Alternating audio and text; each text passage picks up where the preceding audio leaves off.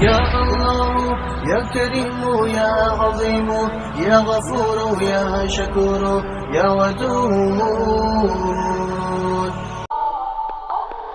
جو شخص اہلیہ کے لیے گاڑی کا دروازہ کھولے وہ بے غیرت سمجھا جاتا ہے، جو اہلیہ کے بیٹھنے کے لیے کرسی رکھے وہ کمزور شخصیت کا مالک کہلاتا ہے، جو اہلیہ کی سہولت کے خاطر کبھی بچے سنبھال لے وہ بیوی کا غلام سمجھا جاتا ہے۔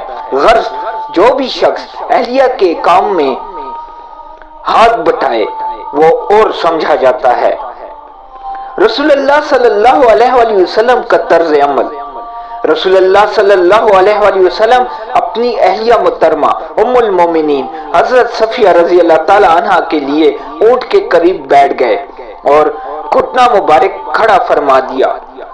ام المومنین نے اپنا قدم اس مبارک زینے رسول اللہ صلی اللہ علیہ وآلہ وسلم کے گھٹنے پر رکھا اور بآسانی اونٹ پر سوار ہو گئیں۔